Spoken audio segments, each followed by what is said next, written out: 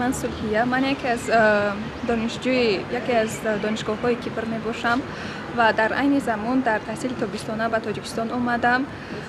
هنگامی در کیپر بودن من از ضمیمه چیگاب استفاده می بردم و این ضمیمه برای در صحبت بودن با نزدیکان دوستان خیلی قوی است. В апреле этого года компания TESL запустила первое таджикское приложение на рынке, приложение Чигап. У нас с тех пор уже 100 тысяч пользователей, и вы знаете, что главное преимущество Чигап – это низкие звонки на все страны. Мы слушаем своих пользователей, мы учли все отзывы, и в следующей версии мы уже добавим новые функции приложения Чигап.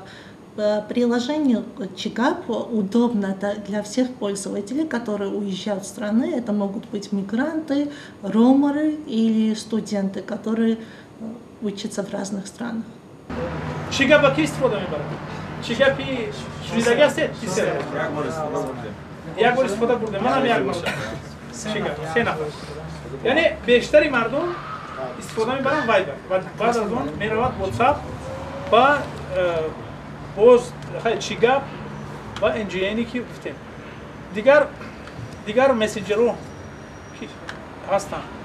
چیگاب این طوری گفتیم نسخه محلی شده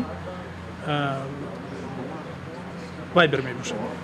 یعنی شرکت تیسل آن رو اجازتی چنین تکمیل دادنی برنامه رو خریده و او رو به زبانی دولتی برگرداند.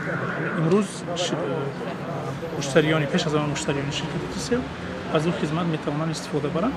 البته در دایره مشتریانی که بیشتر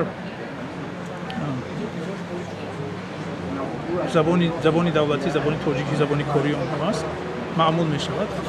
البته شاید در این لحظه نه، در این دورانه شاید در یک مدتی نچندان طولانی معمول می شود در میان کاربران. موفق شدن اون تجربه های گوناگونی هست که تجربه زیادن که تکنولوژی هایی بودن که حتی در شرایط ما فراگیر نشدن، لیکن از بین رفتن، آمدند و رفتن. تکنولوژی هستن که ما اونها رو تمام استفاده نبرده ایم و جهیده ایم به تکنولوژی نوترینش. این یک روند طبیعی رشد است، رشد تکنولوژی ها.